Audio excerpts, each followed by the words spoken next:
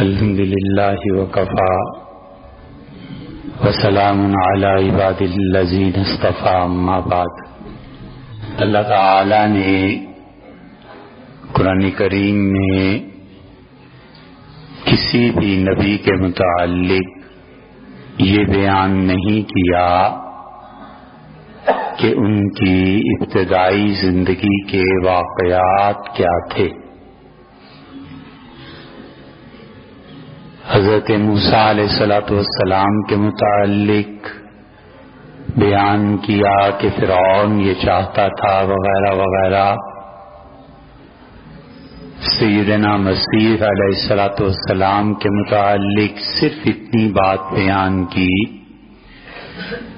کہ وہ اپنی والدہ کی گود میں بولے، اور سیدنا ابراہیم علیہ السلام جن کا تذکرہ چل رہا ہے یہ واحد نبی ہیں جن کے متعلق اللہ نے یہ بتایا کہ یہ ہدایت کو،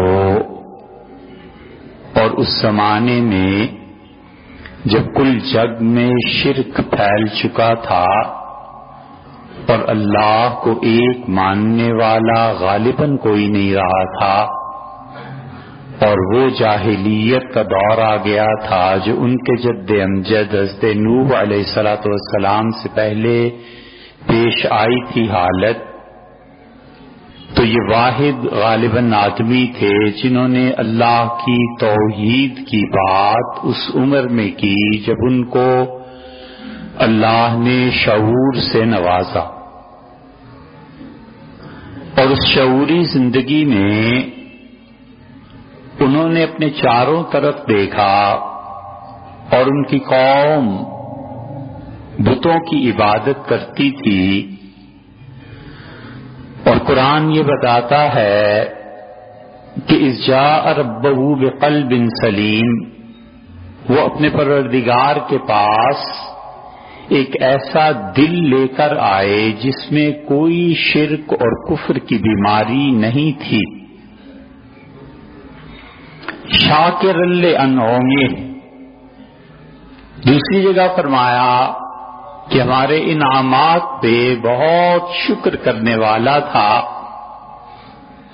اجتباہ، ہم نے اسے چن لیا۔ اللہ کا انتخاب کس کے متعلق کیسا ہوتا ہے وہ ہادی مطلق خود جانتا ہے، اور کوئی نہیں ہے جو اس کو مجبور کر سکے اور کوئی نہیں ہے جو اس کے انتخاب میں دخل دے سکے، چنانچہ انہیں چنا۔ اور اللہ فرماتے ہیں کہ اس نے اس شرک کے ماحول میں یہ کہا، انہوں نے ایک ستارے کو دیکھا کہ قوم اس کی پرستش کرتی تھی، اور مختلف اقوام مختلف سیاروں کی پرستش کرتے رہے ہیں۔ سب سے زیادہ ستاروں اور سیاروں میں سورج کی پرستش کی گئی، پھر اس کے بعد چاند کی پرستش کی گئی، پھر شعرا ستارہ اس کی پرستش کی گئی۔ یہ قطب ستارہ جو ہے جگمگاتا ہے، اس کی پرستش کی گئی۔ بگ بیئر، بڑا ریچھ جو آسمان پہ نظر آتا ہے، اس کی پرستش کی گئی۔ اور اللہ فرماتے ہیں کہ اس نے دیکھا ستارے کو اور اس سے کہا، لوگو ھذا ربی، کیا یہ پروردگار ہے؟ اور پھر اس نے رات چھا گئی، اور آئندہ جب چاند طلوع ہوا اور چاند پورا ہوا فل مون، تو اس سے کہا ھذا ربی، کیا اس کی پرستش کریں؟ فلما افلا، اور جب چاند ڈوب گیا اور ستارے ڈوب گئے، قال لا احب العافلین، اس نے کہا جو اپنے وجود کو خود برقرار نہیں رکھ سکتے، میں انہیں اللہ اور قیوم کیسے مانوں؟ فلما رأى الشمس، اور پھر اس نے سورج کو دیکھا، اور سورج بہت نمایاں تھا، پھیلا ہوا تھا آسمان پہ شدید گرمی دھوپ کی موسم میں، تو اس سے کہا ھذا اکبر، بس دلیل یہ ہے کہ سورج باقی سیاروں کے مقابلے میں چونکہ بڑا ہے اس لیے اس کی پرستش کی جائے، تو اس نے اس کی پرستش سے انکار کر دیا اور اس سے کہا کہ وجہت وجہی للذی، میں نے اپنا چہرہ اس اللہ کی طرف کر لیا، فطر السماوات والارض، جو آسمانوں اور زمین کا پیدا کرنے والا ہے۔ اور پھر اس نے کہا کہ ان صلاتی، بلا شبہ میری نماز، و نسکی، اور میری یہ قربانیاں، و محیایا و مماتی، اور میری یہ زندگی اور میری موت، صرف اور صرف للہ رب العالمین، اس اللہ کے لیے ہے جس کی صفت یہ ہے کہ وہ اس تمام کائنات کو، تمام جہانوں کو پالنے والا۔ اللہ نے بتایا کہ اس نے اپنی قوم کو خدا کی توحید سمجھائی، اور اسی لیے قرآن بار بار لوگوں کو یہ سکھاتا ہے، زور دیتا ہے اس بات پہ اور کہتا ہے کہ انہ من یشرک باللہ، اور یاد رکھو لوگوں، جس نے اللہ کے ساتھ شرک کیا اور اللہ کے علاوہ غیروں کی عبادت کی، فحرم اللہ علیہ الجنہ، اللہ نے جنت اس پہ حرام کر دی، وماواہ النار، اور جہنم اس شخص کا ٹھکانہ ہے۔ صاف لفظوں میں خدا نے کہا کہ میں ہر چیز معاف کر دوں گا لیکن شرک معاف نہیں کروں گا۔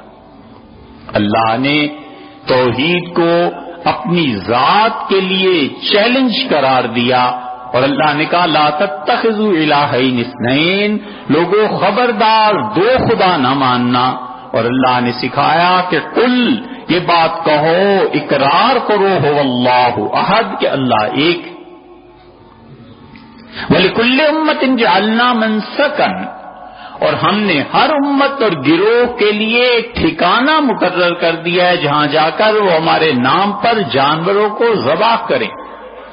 اور اللہ نے فرمایا وَمَا ذُبِحَ عَلَى النُّصْرِ، اور جو جانور میرے نام کے علاوہ کسی اور کے نام پر ذبح کیے جاتے ہیں اللہ نے اس کو حرام قرار دیا۔ وَأَن تَسْتَقْسِمُوا بِالْأَزْلَامِ، اور جوا کھیلتے ہو تم، تو میں اسے حرام قرار دیتا ہوں۔ اللہ نے اس مال کو بھی حرام قرار دیا اور اس قربانی کو بھی جو اللہ کے علاوہ کسی اور کا قرب حاصل کرنے کے لیے کی جائے، اور اللہ نے بتا دیا کہ دیکھو جتنے بھی غیر مسلم ہیں ان میں سے کسی کی بھی مذہبی عبادت میں تم نے شرکت نہیں کرتی، اور اللہ نے کہا کہ یاد رکھو جو شخص کسی بھی کافر کی مذہب اور عبادت میں شرکت کرے گا فہو منہم، وہ انہی میں سے ہوگا۔ ہولی، دیوالی، کرسمس، کتنی چیزیں ایسی ہیں جو اسلام نے منع کی ہیں اور وہ شرک کے مظاہر ہیں۔ ہولی اور دیوالی، یہ ہولی کا کھیلنا اور دیوالی میں رنگوں کا پھینکنا اور رنگ بھرنا، یہ سب کی سب شرک کی رسومات ہیں۔ بتوں کے نام پہ رنگ پھینکے جاتے ہیں، بتوں کے نام پہ ہولی کھیلی جاتی ہے، اور وہ پرانے قصے ہیں، حتیٰ کہ راون کی عبادت کی جاتی ہے، شیطان کی پرستش کی جاتی ہے۔ اللہ نے کہا میرے مقابلے میں شیطان نے نظام بنایا وَإِنَّ الشَّيَاطِينَ لَيُوحُونَ إِلَىٰ أَوْلِيَائِهِمْ، اور جن لوگوں کے دل شرک کی وجہ سے ناپاک ہیں شیطان انہیں وحی بھی کرتا ہے، اور اللہ نے کہا کہ لم یرد اللہ ان یطہر قلوبہم، اللہ نے یہ فیصلہ کر لیا ہے کہ جو لوگ شرک کرتے ہیں خدا ان کے دل کو پاک نہیں کرے گا۔ وَاجْتَنِبُوا قَوْلَ الزُّورِ، دیکھو بچنا جھوٹ بولنے سے، وَاجْتَنِبُوا، اور بچنا اوثان بتوں کی عبادت سے، بتوں کے سامنے ماتھے کا ٹیک دینا اور بتوں کے نام پر رنگ بھرنا اور بتوں کے نام پر ہولی کھیلنا، یہ سب کی سب شرک کی رسومات میں سے ہیں۔ اور آفرین ہے ان حکمرانوں پہ جو کہتے ہیں کہ ہم وہاں جائیں جہاں پر رنگ پھینکا جاتا ہے، اور آپ ہمیں وہاں دعوت دیں اور آفرین ان حکمرانوں پہ تلک لگائیں اور ہندوؤں کی مذہبی تقریبات میں شرکت کریں، اور وہ اسلامی مملکت کے حکمرانوں. سبحان اللہ، یہ کفر کی بات نہیں، شرک نہیں ہے. تو شرک میں کیا سینگ اگاتے ہیں کسی انسان کے ماتھے پہ؟ اللہ کا خوف چاہیے. اگر سنت کو ہی ترک کرنا ہے اور اہل سنت میں سے نکلنا ہے اور اتنے ہی بیزار بیٹھے ہوئے ہیں، تو ارے بھائی آپ محرم میں چلے جائیے، پیٹ لیجئے، ذوالجناح کے نیچے سے گزر جائیے، وہ بھی عبادت کا طریقہ ہے نا، وہ بھی اسی ملک کے اور اس ملک کے بڑی تعداد کے باشندے ہیں، ان کے ساتھ چلے جائیے. وہ پسند نہیں آتا تو اس کے بعد پھر ایک اور بھی مذہب ہے اور جلسہ سالانہ ہوا کرتا ہے لندن میں، یہاں ربوہ میں بھی ہوتا ہے، وہاں چلے جائیے آپ. چلو کوئی تو بات ہو کہ وہ کس طرف گئے ہیں، اور وہ بھی اگر پسند نہیں آتا تو یہ 25 دسمبر آ رہا ہے، اس پہ سلیب لگا لیجئے، سلیب گلے میں پہن لیجئے، گرجے چلے جائیے. اس لیے کہ یہ شرک کی وہ اقسام ہیں جو کم تر ہیں. شرک کا سب سے بدتر مظاہرہ یا بدھ مت میں ہے یا ہندو مت میں ہے. اور اگر یہی کچھ کرنا ہے اور رنگ بھرنے اور ہولی اور دیوالی میں مسلمانوں نے بھی جانا ہے، تو آپ کو اس مملکت کے الگ وجود کی ضرورت ہی کیوں پیش آ گئی تھی؟ اب خیال نہیں آتا کہ جن لوگوں نے قربانیاں دی تھی، اتنے بڑے پیمانے پر عورتوں نے خودکشی کی کہ دلی میں مفتی کفایت اللہ صاحب رحمۃ اللہ علیہ کو فتویٰ دینا پڑا. مفتی صاحب بڑے محتاط تھے، حد درجہ محتاط تھے. مفتی صاحب کے کیا کہنے رحمہ اللہ، ایک ایک لفظ گن چن کے بولتے تھے، ایسے جیسے عادت ہو گئی تھی انہیں. الفاظ کے انتخاب میں اللہ نے کمال دیا تھا. مفتی صاحب سے تقسیم کے بعد بہت لوگوں نے پوچھا کہ حضرت جب 47 میں اتنی عورتیں مر گئی اور امرتسر میں، لدھیانے میں، فلاں جگہ جلندر میں اتنی عورتوں نے کنووں میں چھلانگیں لگا دی اور جان پہ کھیل گئی، آپ ان کے بارے میں کیا کہتے ہیں؟ مفتی صاحب نے ہزاروں فتاوی جب دیکھے تو صرف اتنا لکھا کہ مجھے امید ہے اپنی عزت بچانے کی خاطر جن لوگوں نے یا جن عورتوں نے کام کیا ہے، اللہ ان سے اس فعل کا حساب نہیں لے گا. وہ کیوں ماری گئی، کیوں دیوانی ہو گئی؟ ام المومنین حضرت عائشہ رضی اللہ عنہا کہتی تھی، اور یہ عورت کی عزت کا مسئلہ کچھ اتنا آسان نہیں، وہ کہتی تھی جب مجھ پہ تہمت لگی تو میں نے پکا ارادہ کر لیا کہ مدینہ منورہ کے کسی کنویں میں جا کر کود جاؤں گی اور مر جاؤں گی. اور سیدنا علی رضی اللہ عنہ نے حضرت رسالت پناہ صلی اللہ علیہ وسلم کی طبیعت مبارکہ کا بوجھ دیکھا تو انہوں نے رسول اللہ صلی اللہ علیہ وسلم کو اس ذہنی پریشانی سے بچانے کے لیے کہا، اللہ کے رسول عورتیں تھوڑی ہیں، نکاح ہی کرنا ہے کہیں اور کر لیں، انہیں طلاق دے دیں، آپ اس بات کو اپنے ذہن میں نہ لائیں، آپ نہ پریشان ہوں. یہ رسول اللہ صلی اللہ علیہ وسلم کی حمایت میں کہا. اور پھر کہا، اللہ کے رسول اگر آپ کو اتنا زیادہ تردد ہے تو اس لڑکی سے پوچھیں جو عائشہ کی خدمت کرتی ہے کہ عائشہ اس کردار کی ہیں یا نہیں. نبی کریم صلی اللہ علیہ وسلم نے بلایا اور ام المومنین رضی اللہ عنہا کہتی تھی، میری نوکرانی نے اتنی زبردست بات کہی، میں حیران ہوئی اس کی عقل پہ. اسے کہا، اللہ کے رسول مدینہ منورہ میں خدا کی قسم سونا اتنا خالص نہیں ہے جتنا عائشہ اپنے کردار میں خالص ہے. اور اگر آپ سمجھتے ہیں کہ کوئی ایسی بات ہے تو میں آپ کو سیدھی سی بات کہتی ہوں، خدا وہی نہ نازل کر دیتا کہ آپ کی بیوی اتنی نالائق ہے. اس نے تو کوئی وہی نازل نہیں کی. یہ جو انہوں نے فرمایا نا کہ میں کود جاتی کنویں میں، یہ ہوتا ہے جذبات کا غلبہ، عورت کے لیے اپنی عزت کی حفاظت. اسی لیے رسول اللہ صلی اللہ علیہ وسلم نے فرمایا کہ تم میں سے جس آدمی نے کسی پاک دامن عورت پر تہمت لگا دی، یہ نہیں کہا مسلمان عورت، یہودی، عیسائی، ہندو لڑکی، فلاں کی فلم بن گئی اور فلاں کا یہ ہو گیا اور فلاں کا یہ ہو گیا. بے نظیر کے زمانے میں گاتے پھرتے تھے نا سارے کہ یہ ہو گیا اور یہ ہو گیا اور ویڈیو آ گئی اور یہ ہو گیا. ذرہ خدا کا خوف نہیں رہا. حضور صلی اللہ علیہ وسلم نے دو باتیں فرمائیں. آپ نے فرمایا، خدا کی قسم جس نے عورت پر تہمت لگا دی اور اس کے پاس گواہ نہیں تھے، 80 سال کی عبادت خدا اس کی ضائع کرتے. ایک یہ فرمایا، اور ایک فرمایا تم نے کسی یہودی اور عیسائی لڑکی پر بھی تہمت لگا دی تو قیامت کے دن جہنم کی آگ سے فرشتے 80 درے تمہیں ماریں گے تاکہ تم ثابت کرو کہ تم نے جو کچھ کہا ہے وہ سچ ہے یا جھوٹ ہے۔ اس لیے یہ اتنی نازک معاملات ہیں کہ کنویں میں کود جانا، یہ اتنی عورتوں نے قربانی دے دی، ملک بنا لیا، تقسیم ہو گئی، سب کچھ ہو گیا۔ اگر ہولی اور دیوالی کی تمنا کرنی تھی تو یہ تمنائیں کفر سے کم نہیں ہیں۔ مولوی اگر خریدے ہوئے نہ ہو اور مولوی اگر بکے ہوئے نہ ہو تو کسی مفتی سے جا کر پوچھ لیجئے گا کہ مفتی صاحب ایک آدمی تمنا کرتا ہے کہ کاش میں بھی 25 دسمبر کو گرجے میں جاؤں اور سلیب پہن لوں، آپ اس کے بارے میں کیا کہتے ہیں؟ کسی منجے ہوئے مفتی سے پوچھئے، وہ کہے گا یہ فعل کفر ہے، کہنے والا کافر ہوا وہ الگ بات ہے یا ہوا الگ بات ہے، لیکن یہ جملہ کفر کا ہے۔ حضرت مجدد الفسانی سرہندی رحمت اللہ علیہ نے لکھا ہے مکتوبات شریف میں، فرماتے ہیں ایک آدمی کی جان نہیں نکل رہی تھی اور مجھے بلایا گیا اور مجھے کہا گیا کہ حضرت اس کے لیے دعا کریں، اس کی روح اٹکی ہوئی ہے۔ تو فرمایا میں نے اس شخص پر جب غور کیا، اس کی دل کی حالت پہ توجہ کی تو مجھے بتایا گیا کہ اس کے دل میں کفر سے محبت تھی، شرک سے محبت تھی، اس لیے اٹکی ہوئی ہے جان۔ میں نے فرشتوں سے پوچھا کہ اس کی نجات ہو جائے گی؟ ان کہا نجات ہو جائے گی، اس لیے کہ زبان سے کفر اور شرک نہیں کیا لیکن اس کے دل میں یہ بات تھی۔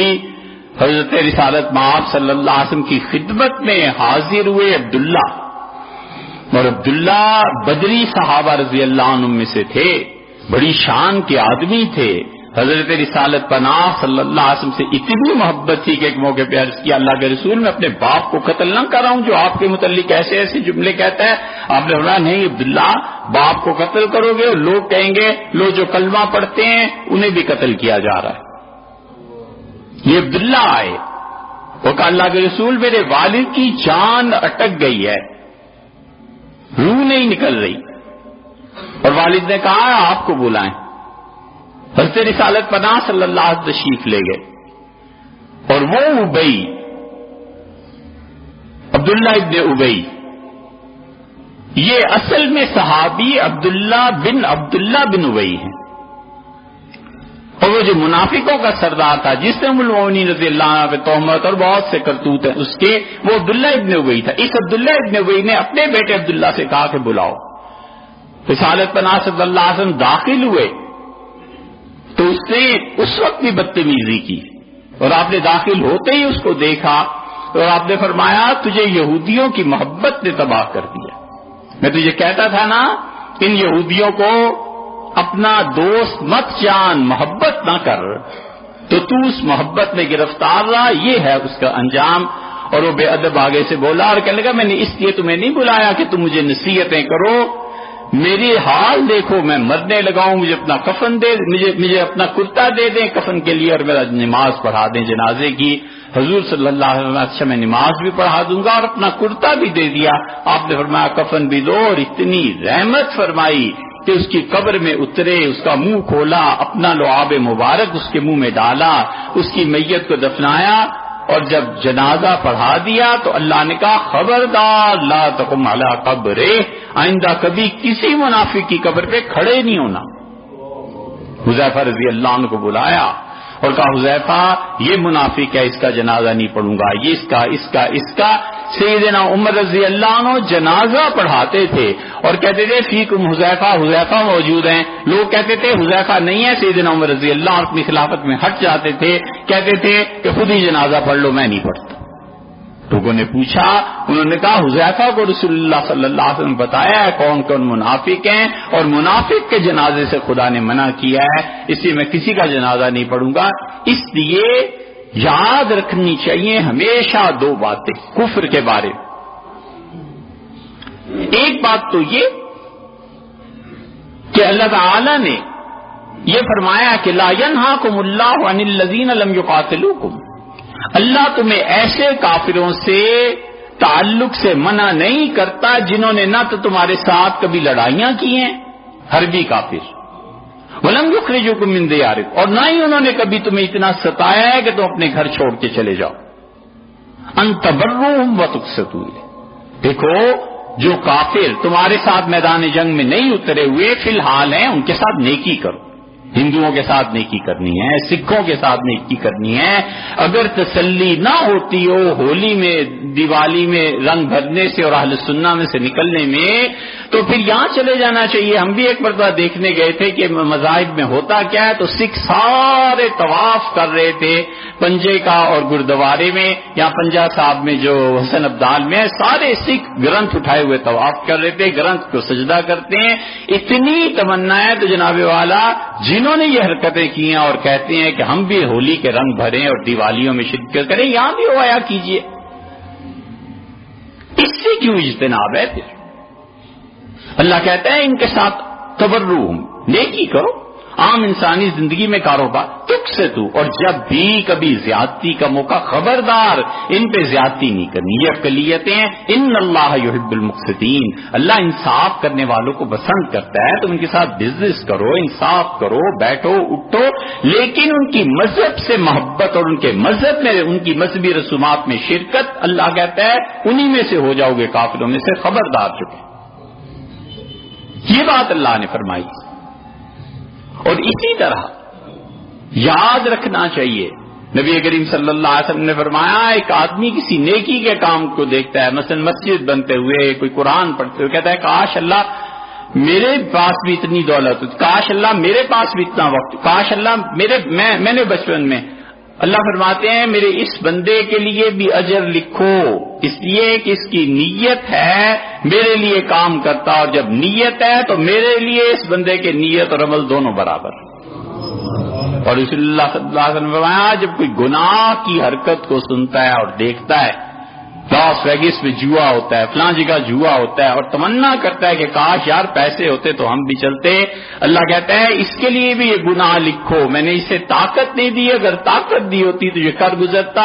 اس کی تمنا اور اس کا گناہ کرنا دونوں برابر, کبھی گناہ کی تمنا نہ کرے. اور یہ کفر اور شرک کی تمنا ہے کہ ہم بھی اس جگہ ہوتے ہیں جہاں رنگ پھینکے جاتے ہیں. خدا کا خوف چاہیے, اللہ کا خوف چاہیے, مرنا ہے اللہ کو جواب دینا. ہمیں کوئی بحث نہیں سیاست سے. اللہ کہتا ہے فاعتبروا یا اولی الابصار, آنکھوں والو کھول کے آنکھیں دیکھو, تمہیں دنیا کا پتہ چلے, آنکھیں کھول کے دیکھو. جن کے لیے پاکستان چھوٹی مملکت تھی حکمرانی کے لیے, اور جو سمجھتے تھے پورے ایشیا پہ حکمرانی رہے, نہ بیٹی رہی, نہ بیٹا رہا, نہ خاندان رہا, سب بجڑ کے ختم ہو گئے. ننہال میں قصہ چلا گیا اور کس خاندان میں قصہ چلا گیا. کوئی زیادہ پرانی بات نہیں, 51 سال کی بات ہے. پچھلی تاریخ کو دیکھیے کیا سے کیا ہو جائے. وہ کرو فر کہ جنہوں نے دیکھا ہے وہ جانتے ہیں رعونت کس چیز کا نام ہے. کچھ نہیں رہا. اللہ کہتا ہے جب ہم مجرموں کو پکڑتے ہیں خر علیہم السقف علیہم, تو ہم ان کی چھتیں ان پہ گرا دیتے ہیں اور ہم کے جڑ اکھاڑ دیتے ہیں. یہ شرک اتنی بری چیز ہے. سیدنا ابراہیم علیہ الصلوۃ والسلام امام تھے, موحدین کے امام تھے, توحید کے. اس لیے یہ ہولی اور دیوالی اللہ کا خوف چاہیے. اس مملکت کے حکمران ایسی باتیں کرنے لگے تو ہم کہاں جائیں؟ ہم اہل توحید کہاں جائیں؟ ہم مسلمان کہاں جائیں؟ اقلیتوں کا تحفظ الگ بات ہے, اور ان کی مذہبی رسومات کی تعریف کرنا بالکل نہیں چاہیے, بالکل غلط بات ہے. دوستی اپنی جگہ پہ, محبتیں تعلق اپنی جگہ پہ, لیکن ان کے مذہب کی تعریف اور محبت یہ اللہ کے ہاں بڑی خطرناک چیز ہے. اللہ ہم سب کی اصلاح فرمائے.